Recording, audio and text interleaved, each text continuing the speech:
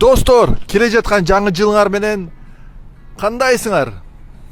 Билесиңерби, акыркы 9 жылдан бери мен программист болуп иштеп келатам. Андан мурун болсо 5 жыл мен аналитик жана экономист болуп иштедим.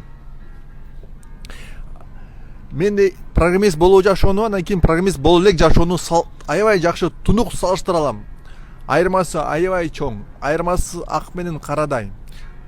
Программист болгондон бери жашоом рахат жана айлыгым жакшыраак.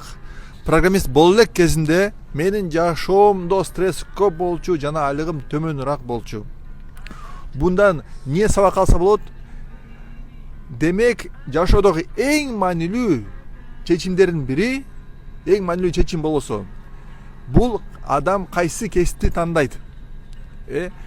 Мен мурун туура эмес кесипти тандагам. Азыр болсо туура кесиптин ээси болуп аябай рахат алып атам. Мен ошо билип атам да, эгер адам туура эмес кесипти тандаган болсо, анда жашоосунда проблемалар көп болот, анан проблемалар үйүлүп баштайт. Айрыкча эркек киши үчүн. Эгер эркек киши туура эмес кесиптин ээси болсо, анда жумуштан өнүкпөйт. Жумуштан өнүкпөсө айлыгы төмөн болот. Айлыгы төмөн болсо анда инвестиция кылбайт. Инвестиция кылбаса анда жакшы жашоо, жакшы үйдө жашай албайт. Эгер жакшы үй кура албаса анда жакшы сулуу аял таба албайт. Анан жакшы сулуу аял таба албаса анда достордун астынан абийири түшөт.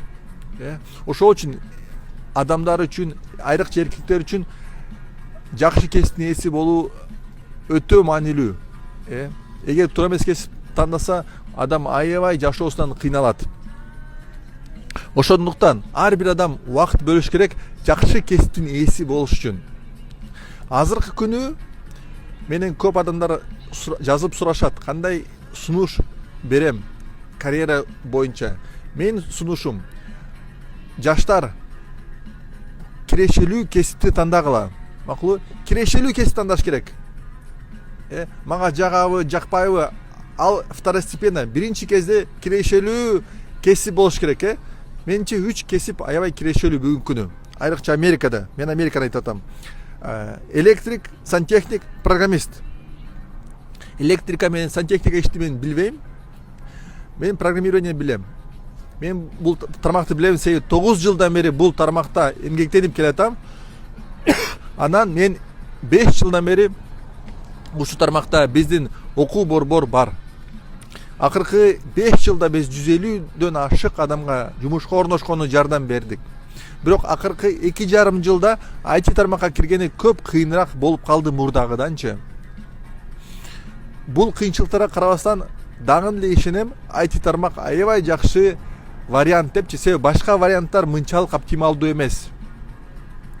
Адам айтышың болсо, айлыгы жакшыраак, кызыктуу адамдар менен иштешет жумушта. Анан өсүш бар.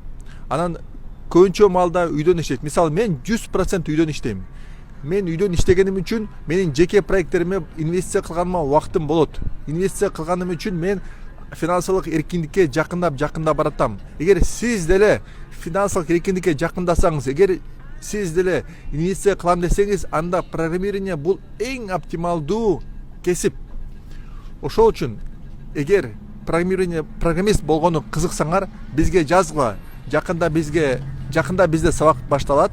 Сабина силерге дароо тез жооп берет Инстаграмдан. Бардык маалыматтарды биздин программанын шарттары менен тааныштырат. Ошол үчүн достор, тезирээк жазгыла. Келгиле тезирээк финансылык эркиндикке жетели. Алга!